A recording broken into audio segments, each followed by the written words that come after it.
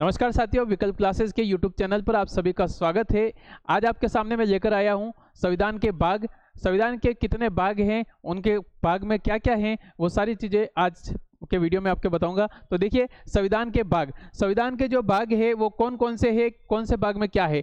भाग एक की बात करते हैं तो उसमें संघ यानी केंद्र का वर्णन है और उसके राज्य क्षेत्र यानी कि केंद्र और राज्य क्षेत्र जितने भी राज्य और केंद्र शासित प्रदेश है उनका वर्णन कौन से भाग में किया गया है, तो वो भाग 1 में किया गया है। तो आपको पूछा जाए संघ और राज्य क्षेत्र का वर्णन कौन से भाग में है, तो भाग 1। और भाग 1 में जो अनुच्छेद आते हैं वो 1 से लेकर 4 तक, अनुच्छेद 1, 2, 3, 4 कौन से भाग में आते हैं, भाग 1 में। भाग 2 की बात करते हैं तो नागरिकता के संबंध में अगर किसी व्यक्ति को भारत की नागरिकता लेनी है या किसी व्यक्ति की नागरिकता हटानी है, उसके संबंध में जो संसद कानून बनाएगी वो भाग 2 में संशोधन करेगी और अनुच्छेद 5 से 11 में संशोधन करेगी। तो भाग 2 में क्या है, नागरिकता। भाग 3 जिसे संविधान का मैग्ना कार्टा कहा जाता है, वो कौन सा है, मौलिक अधिकार है और अनुच्छेद 12 से लेकर 35 तक भाग 3 मौलिक अधिकार का वर्णन किया गया है। और कौन से देश से अपन ने मौलिक अधिकार को लिया है, तो वो अमेरिका से लिया है। उसके बाद बात करते हैं संविधान में कुल कितने मौलिक अधिकार है, 6। वर्तमान में कितने हैं, 6। मूल संविधान में 7 थे। आगे बात करते हैं भाग 4 में क्या है, तो राज्य के नीति निर्देशक तत्व यानी direct trade principle state policy का जो वर्णन कर रखा है भाग 4 में कर रखा है, अनुच्छेद 36 से 51 में कर रखा है। और कौन से देश से लिया है, तो वो आयरलैंड से लिया गया। अगली बात करते हैं भाग 4 ये 4A की बात है। इस तरह के कोई भाग आए, इसका मतलब बाद में जोड़ा गया भाग है, ये बाद में जोड़ा गया तो संविधान में संशोधन हुआ। तो ध्यान रखना है भाग 4 में क्या है, मूल कर्तव्य है। और मूल कर्तव्य अपन ने कौन से देश से लिए, सोवियत संघ रूस से लिए। और कौन सी समिति की सिफारिश पर मूल कर्तव्य जोड़े गए, तो सरदार स्वर्ण सिंह समिति की सिफारिश पर जोड़े गए थे। वर्तमान में 11 मौलिक कर्तव्य हैं। 42वां संविधान संशोधन हुआ था जिसके तहत भाग 4 जोड़ा गया और अनुच्छेद 51 जोड़ा गया जिसमें नागरिकों के 10 मौलिक कर्तव्य जोड़े गए। 86वां संविधान संशोधन हुआ 2002 में हुआ था, इसके तहत नागरिकों के 11वां मौलिक कर्तव्य वो जोड़ा गया। 6 से 14 वर्ष की आयु तक के बच्चों की निःशुल्क शिक्षा के संबंध में बात की गई है। अगले बात करते हैं भाग 5 में संघ या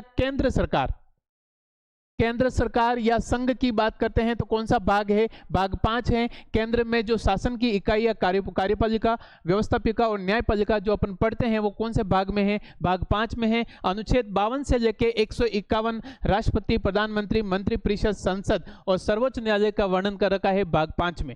नेक्स्ट बात करते हैं भाग 6 में क्या है, राज्य सरकार का वर्णन कौन से भाग में है, 6 है। और अनुच्छेद की बात करते हैं 152 से 237। राज्य की कार्यपालिका, राज्य की व्यवस्थापिका और राज्य की न्यायपालिका की बात करते हैं कौन से भाग में, तो भाग 6 में है।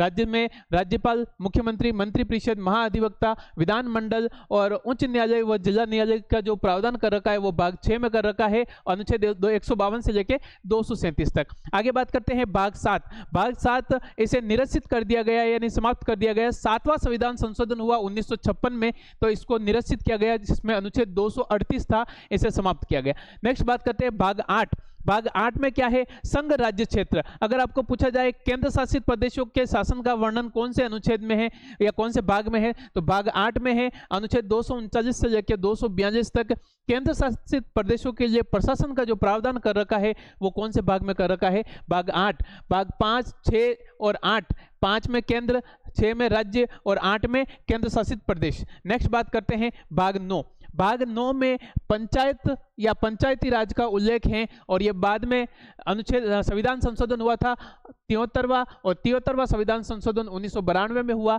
इसके तहत अनुच्छेद 243 से लेकर अनुच्छेद 243 ओ तक भाग 9 में पंचायती राज का प्रावधान किया गया। आगे बात करते हैं भाग 9A या 9क।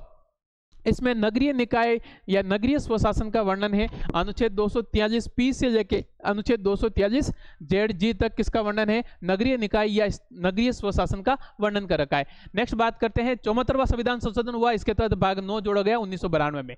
आगे बात करते हैं भाग 9ख में क्या है, तो सहकारी समितियां, कोऑपरेटिव सोसाइटीज हैं और सहकारी समितियों का जो प्रावधान कर रखा है अनुच्छेद 243 में है। और कौन सा संविधान संशोधन हुआ था, 97वां संविधान संशोधन 2011 में हुआ था। इसके तहत सहकारी समितियों को भी संवैधानिक दर्जा दिया गया था। उसके बाद बात बात करते हैं भाग 10। भाग 10 में क्या है, तो अनुसूचित जाति और अनुसूचित जनजाति के प्रशासन के संबंध में जो प्रावधान कर रखा है वो कौन से भाग में कर रखा है, भाग 10 में कर रखा है, अनुच्छेद 244 से लेकर 244 ए तक।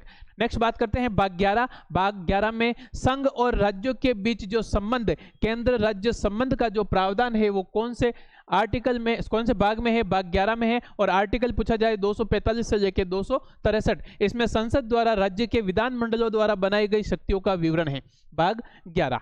नेक्स्ट बात करते हैं भाग 12।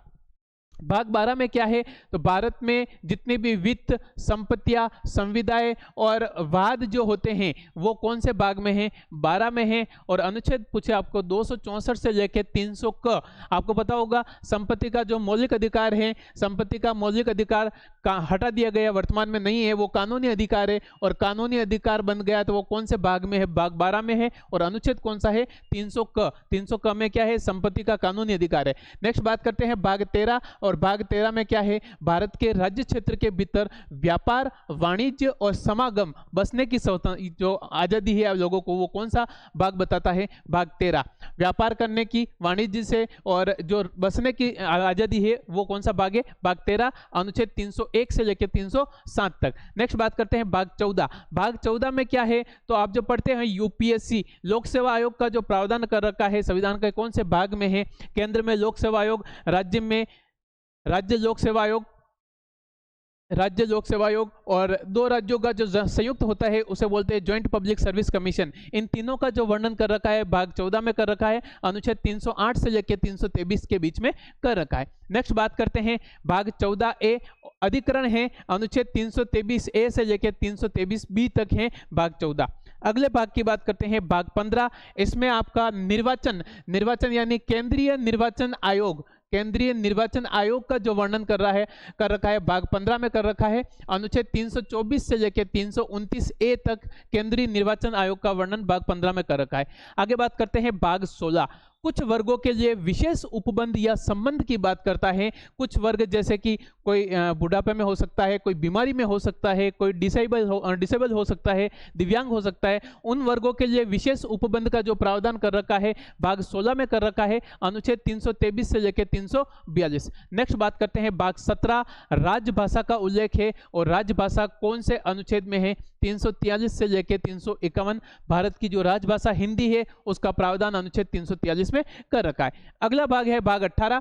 18 में क्या है, आपातकालीन उपबंध है, और आपातकालीन जो उपबंध है वो कहां से लिया गया, जर्मनी से लिया गया। और अनुच्छेद की बात करते हैं तो 352 से 360, जिसमें अनुच्छेद 352 में आपका है वो है राष्ट्रीय आपातकाल, अनुच्छेद 356 में है राष्ट्रपति शासन या राज्यों में आपातकाल, और वित्तीय आपातकाल जो प्रावधान कर रखा है अनुच्छेद 360 में कर रखा है। नेक्स्ट बात करते हैं भाग 19। भाग 19 में प्रकीर्ण अन्य मुख्य बातें कोई भी होगी वो कौन सा भाग में लिखी जाएगी, भाग 19 में, अनुच्छेद 361 से 367। नेक्स्ट बात करते हैं भाग 20।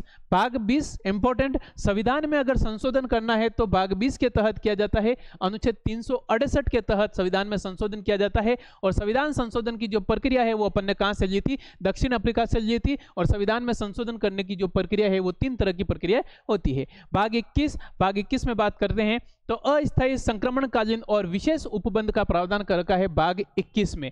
और अंतिम भाग जो आपका है भाग 22, जिसमें आपका देश का संक्षिप्त नाम, प्रारंभ, हिंदी में प्राधिकृत पाठ और निरसन, ये 393 से लेकर 395 तक भाग 22 उल्लेखित हैं। तो ये सारे थे संविधान के भाग। कैसी लगी जानकारी कमेंट के माध्यम से बताइएगा आप, और कमेंट के माध्यम से आप ये भी बताइए कि अगला जो वीडियो बनाया जाए वो कौन से टॉपिक पर बनाया जाए। बहुत बहुत धन्यवाद।